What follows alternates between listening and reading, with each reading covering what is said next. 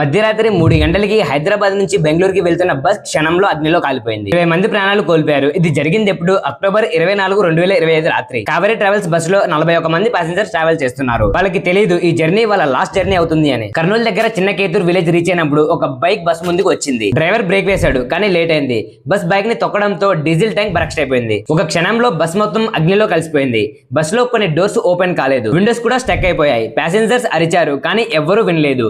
ఆ భయంకరమైన పరిస్థితిలో 21 మంది ప్రాణాలతో బతికారు. 2 చిన్నపిల్లలతో పాటు 20 మంది ఆ రాత్రి చనిపోయారు. ఇన్వెస్టిగేషన్ లో బయటికి వచ్చిన విషయం ఇంకా షాకింగ్ గా ఉంటుంది. ఈ బస్ సీటింగ్ సర్వీస్ కోసం రీసెర్చ్ చేశారు, కానీ ఇల్లీగల్ గా స్లీపర్ సర్వీస్ ని నడిపిస్తున్నారు.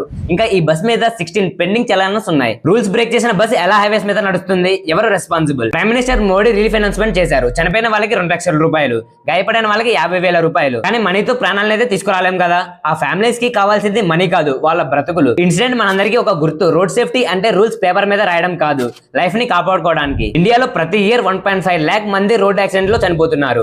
ప్రతి 4 నిమిషాలకి ఒకరు. కావేరీ బస్సులో ట్రావెల్ చేసిన వాళ్ళు ఆలోచించలేదు వాళ్ళకి ఈ ట్రిప్ లాస్ట్ ట్రిప్ అవుతుంది అని. రిమెంబర్, సేఫ్టీ మన చేతిలో ఉంది. రూల్స్ ని ఫాలో అవుదాం, ప్రాణాలని సేవ్ చేసుకుందాం. Be safe, be alert. ఈ వీడియో మీకు ఇన్ఫర్మేటివ్ గా అనిపిస్తే లైక్ చేసి సబ్స్క్రైబ్ చేయండి. అలానే ఇన్ఫర్మేషన్ ని మరింత కొంతమందికి షేర్ చేయండి. Thank you for watching.